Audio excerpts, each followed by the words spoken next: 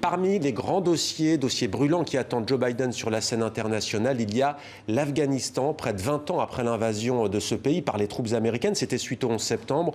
Ce pays est loin d'être apaisé. Avec nous pour en parler, Manon Kérouïl-Brunel, bonsoir. Bonsoir. Soyez la bienvenue sur TV5 Monde. Vous êtes journaliste, grand reporter. Vous êtes tout juste de retour d'Afghanistan. On pourra vous lire prochainement dans le Figaro Magazine. Peut-être d'abord un mot sur cette actualité américaine. On imagine que vous la suivez aussi de près et que les Afghans eux-mêmes que vous avez rencontrés la suivent de près. L'arrivée de Joe Biden, ça peut changer les choses et remettre en question ce retrait des troupes américaines ou pas? Non, a priori, il n'y aura pas de remise en question de la politique qui avait été défendue par Trump. Biden, quand il était le vice-président d'Obama, avait lui aussi exprimé son souhait de voir les États-Unis se retirer rapidement du pays. Donc concrètement, non, le retrait ne sera pas remis en cause. Maintenant, la question, c'est à quelle cadence et surtout avec quelles conséquences. Je crois que c'est ça qu'il faut regarder de près aujourd'hui. C'est qu'un retrait précipité aura des conséquences catastrophiques, en particulier pour les civils afghans. C'est ce que vous ont dit les civils afghans. Vous avez rencontré la classe moyenne notamment, parce que c'est vrai que quand les Américains restent, on dit que c'est une occupation. Quand ils partent, on dit qu'ils abandonnent. Que vous ont-ils dit, les Afghans? En fait, je crois qu'il y a eu un enthousiasme initial qui a été suscité par les pourparlers historiques qui ont débuté en février entre les Américains et les talibans. Et aujourd'hui, ça a cédé la place à un entre-deux un peu inquiet. C'est-à-dire qu'on se demande, la paix, oui, mais à quel prix? Il y a eu quand même eu des acquis qui ont été réalisés, fragiles certes, mais réels au cours des 20 dernières années. Et effectivement, ceux qui ont le plus à perdre aujourd'hui, c'est cette classe moyenne afghane. Je pense beaucoup aux étudiants de Kaboul. On était sur le campus pour réaliser ce reportage dont vous parliez une semaine avant l'attaque qui a fait une quarantaine de morts parmi les étudiants. Et effectivement, la question était sur toutes les lèvres. Qu'est-ce qu'on va devoir sacrifier dans ce gouvernement d'union nationale imposé par les Américains? Eh bien, on va faire un point justement sur ces pourparlers que vous avez évoqués entre donc les autorités afghanes et les talibans à Doha, au Qatar. Sophie Goldstein nous en dit plus. Samedi dernier encore, attentat meurtrier à Kaboul. Plus d'une vingtaine de roquettes ont éclaté tout près de la zone verte, le quartier des ambassades et des entreprises étrangères. Des armes comme s'il en pleuvait, jusque dans cette épicerie. L'attaque est revendiquée par les djihadistes de l'État islamique. Le gouvernement accuse les talibans, alors que le secrétaire d'État américain reçoit au même moment à Doha le ministre d'État afghan pour la paix d'une part et le cofondateur des talibans de l'autre. Objectif, faciliter le dialogue inter-afghan, laborieux, de l'avis même de l'ancien président Abdullah Abdullah. J'espère que nous parviendrons à franchir l'étape des procédures pour discuter du fond. La sécurité est la principale question. Des négociations à petits pas, malgré l'accord historique de février 2020 entre Washington et les talibans. Il n'a pas mis fin aux violences, loin de là. Pas moins de 53 attentats suicides et plus d'1 millier d'explosions ces 6 derniers mois. À l'université de Kaboul, début novembre, un commando de 3 hommes a semé la terreur jusque dans les salles de classe. Mi-mai, les terroristes s'en sont même pris à une maternité épaulée par Médecins sans frontières. Des nourrissons, des mères et des infirmières ont été tués.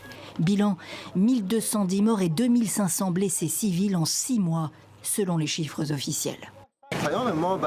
Mon message aux terroristes, c'est qu'on va continuer à travailler pour un Afghanistan libre et prospère. Un discours de résistance face à des perspectives qui inquiètent. Le retrait des troupes étrangères d'Afghanistan va entraîner une escalade de la violence des talibans dans tout le pays. Ça s'annonce difficile pour les femmes. Les États-Unis se préparent à retirer 2500 soldats d'Afghanistan d'ici mi-janvier. Un engagement de Trump. Retrait américain complet d'ici le milieu de l'année prochaine, sous condition de pacification. En attendant, le pays continue à se vider. En 2020, 300 000 Afghans de plus ont rejoint les 2,5 millions de réfugiés dans les pays voisins. On poursuit cette page consacrée à l'Afghanistan avec Manon Kérouïl-Brunel. 2 informations d'ailleurs, l'une nous est parvenue il y a quelques minutes. 12 milliards d'euros d'ici 2024, c'est le montant promis lors de la conférence des donateurs pour l'Afghanistan à Genève en Suisse. Et puis encore des explosions qui ont fait 14 morts aujourd'hui à Bamiyan, cette ville où il y avait les fameux Bouddhas qui avaient été détruits par les talibans au début des années 2000, il me semble. Une réaction peut-être à ce qu'on vient de voir. C'est vrai que les étudiants parlent des talibans, mais il y a aussi cette émergence inquiétante de Daesh en Afghanistan. l'Afghanistan. Qu'en est-il? Ouais, c'est un peu compliqué.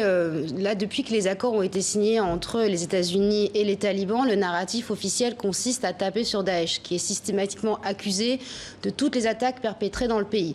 De son côté, le gouvernement central de Kaboul aussi n'hésite pas à charger les talibans, que ce soit vrai ou pas. Et Daesh a revendiqué l'université aussi. Et il revendique, mais en fait, il y a quand même un truc un peu plus compliqué, c'est qu'il y a une cellule en fait au sein des talibans qui s'appelle la cellule Haqqani, qui est proche d'Al-Qaïda. Et souvent, ces organisations terroristes organisent en joint venture un peu des attaques, comme la maternité de Kaboul, effectivement, dont on a vu les images.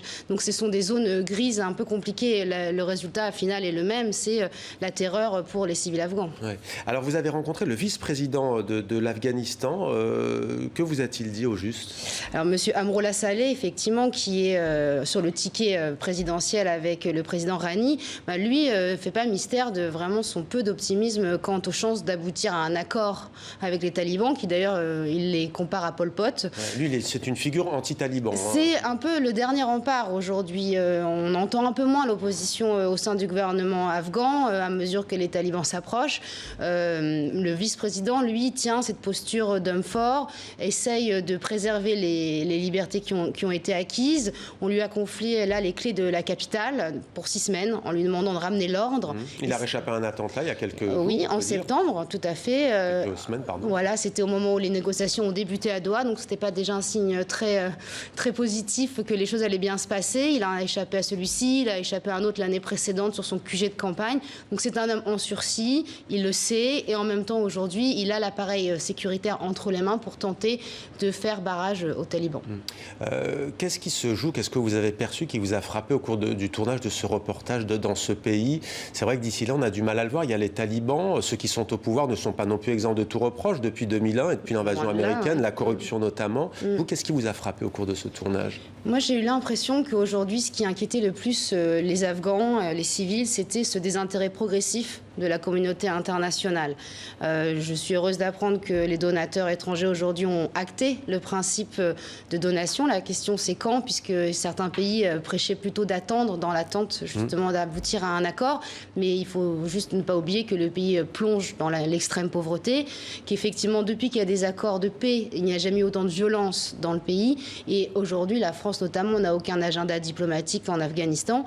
Il y a, je crois, cette crainte, ce sentiment d'abandon parmi les civils afghans.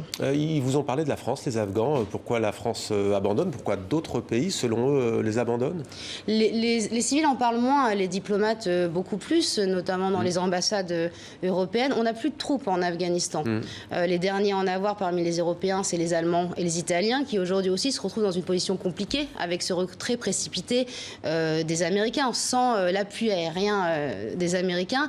Et les forces gouvernementales afghanes et les alliés européens vont quand même avoir beaucoup de problèmes pour résister aux insurgés islamistes qui grignotent quand même chaque jour de nouveaux pans de territoire. C'est d'autant moins compréhensible en effet qu'il y a la question migratoire. On l'a vu avec de nombreux Afghans en France. Même si ce n'est pas la première destination, n'oublions pas qu'il semble que le Pakistan et l'Iran soient des pays qui accueillent beaucoup de réfugiés afghans. Mais tout de même, il y a la question migratoire, il y a la question sécuritaire également.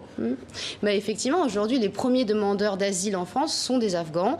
La majorité des migrants qui ont été délogés la nuit dernière sur la place de la République étaient des Afghans. Et c'est ce que racontait le vice-président afghan qui ne comprenait pas finalement cette passivité en fait européenne, sachant qu'on est les premiers concernés par les conséquences d'un retrait anticipé. Il y aura une résurgence du terrorisme à l'international, une reprise à grande échelle du trafic de drogue et un afflux massif des réfugiés afghans à nos frontières. Merci beaucoup d'avoir répondu à nos questions. Manon Kerouil-Brunel, merci d'être venue sur notre plateau. On vous lira donc ces prochains jours dans le Figaro Magazine.